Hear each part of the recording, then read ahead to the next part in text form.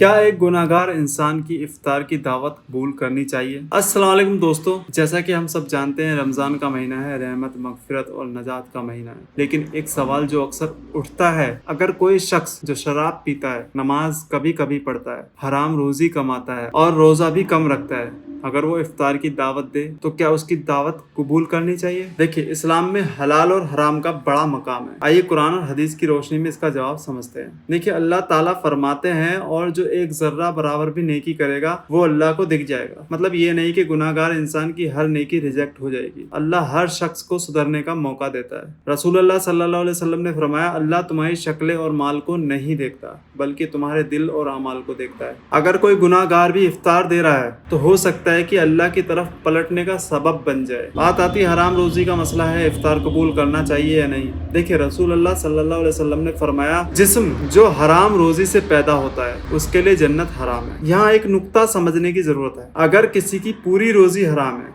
اور افطار اسی مال سے ہو رہا ہے تو اس سے دور رہنا بہتر ہے۔ لیکن اگر مال مکس ہے، یعنی حلال بھی ہے اور حرام بھی، تو شک کے بنا پر کسی کی دعوت ریجیکٹ کرنا صحیح نہیں ہے۔ رسول اللہ صلی اللہ علیہ وسلم نے یہودی کی دعوت قبول کی تھی جبکہ وہ ربا یعنی سود اور حرام روزی سے کماتا تھا۔ اس کا مطلب یہ ہے کہ ہر شخص کے پورے مال کی اصلیت کو جج کرنا مشکل ہے۔ اب بات آتی ہے کہ گناہگار سے نفرت کریں یا اس کو سمجھیں۔ دیکھیے، ایک قصہ ہے کہ ایک شخص رسول اللہ صلی اللہ علیہ وسلم کے پاس آیا اور بولا، میں گناہگار ہوں، کیا اللہ مجھے معاف کرے گا؟ تو نبی کریم صلی اللہ علیہ وسلم نے فرمایا، توبہ اور نیکی گناہ کو مٹا دیتی ہے۔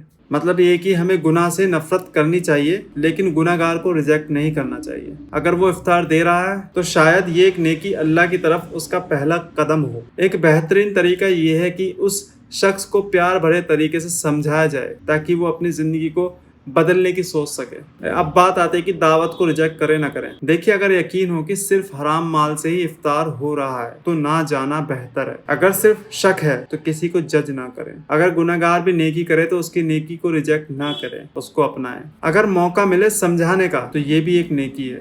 اگر ہم کسی گناہگار کو اس کی نیکی کے باوجود دور کر دیں گے تو شاید ہم اس کو ریفارم واپس لوٹنے کا ایک موقع بھی نہیں دے سکیں گے۔ اس مدعے پہ آپ کا کیا سوچنا ہے؟ اگر آپ کو ایسی دعوت ملے تو آپ کیا کریں گے؟ ہمیں کامنٹس میں ضرور بتائیں، اور اگر ویڈیو اچھی لگی ہو تو لائک کریں، شیئر کریں، زیادہ سے زیادہ لوگوں تک پہنچائیں، اور ایسے ہی اسلامک ویڈیو دیکھنے کے لیے ہمارے چینل کو فالو کر لیں۔ جزاک اللہ خیر۔